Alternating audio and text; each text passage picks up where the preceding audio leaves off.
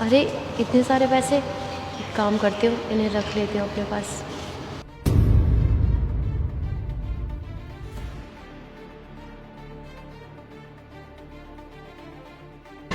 अरे सुनो, वो कपड़े हो गए मेरे? हाँ भैया हो गया, 1 मिनट रुको मैं देती हूँ।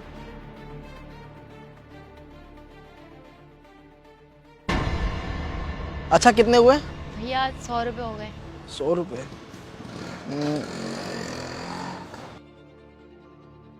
ये लीजिए।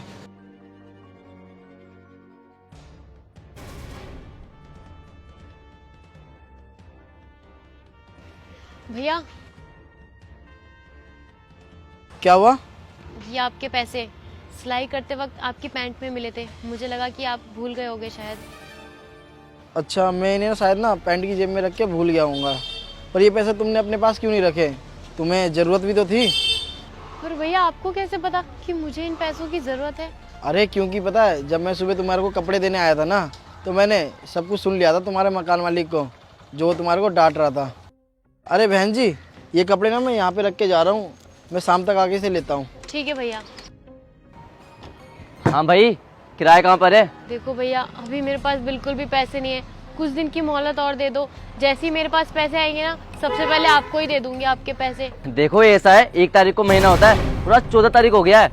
तुम्हारा ना हर बार का ड्रामा ये, और ऐसा अब नहीं चलेगा, समझ में आई? देखो भैया, इस महीने ना काम बहुत कम आया था, इसलिए बिल्कुल भी पैसे नहीं हो पाए अच्छे से। अगले महीने जैसे आएगा ना, पैसे सबसे पहले मैं आपको ही दूंगी। अरे काम तुम्हारा मंदा चल रहा है तो मैं क्या करूँ? मुझे ना अपना किराया चाहिए टाइम पे, समझ में आई बात तेरे? देखो भैया, आपको तो पता ही है कि मैं अपने घर में अकेले रहती हूँ, अकेले ही काम करती हूँ, और मेरे पास बिल्कुल भी पैसे नहीं है। अगर मेरे पास पैसे होंगे ना, तो सबसे पहले मैं आपको ही दूंगी। आप परेशान मत हो, जैसे ही पैसे आएंगे सबसे पहले आपके पैसे दूंगी मैं। बस कुछ दिन की मोहलत और दे दो मुझे। देख ऐसा है, मुझे कुछ नहीं सुनना, मुझे ना कल तक किराया चाहिए अपना। अगर तूने कल तक मुझे अपना किराया नहीं दिया ना, तो घर के जितने भी सामान है ना, सब बाहर फेंकवा दूंगा।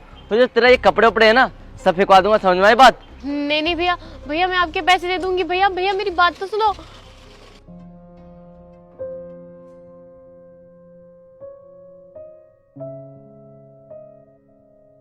तो तुम्हारे को इतनी ज़रूरत थी पैसों की, तो ये पैसे तुम अपने पास भी तो रख सकती थी। ये पैसे फिर तुमने अपने पास क्यों नहीं रखे?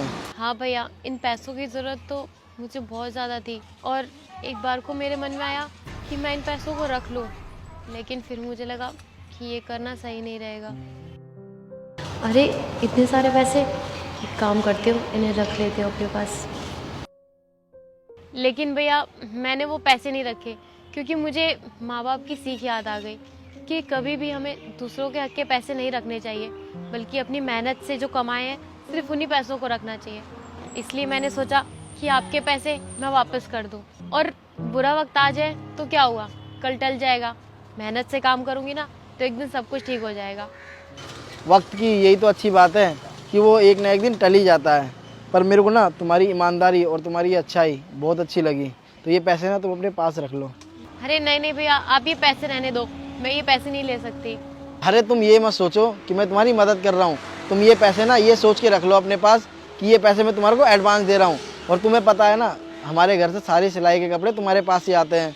तो तुम एक काम करना, हमारे 2-3 महीने तक ऐसी सिलाई करते रहना, और उसी में ये पैसे बराबर हो जाएंगे, और इस पैसों से तुम्हारी मदद भी हो जाएगी और तुम्हारा काम भी चल जाएगा। और तुम्हारे को ऐसा कभी लगेगा भी नहीं कि तुम्हारी किसी ने मदद करी है, और ये पैसे ना तुम्हारे हक के रहेंगे हमेशा।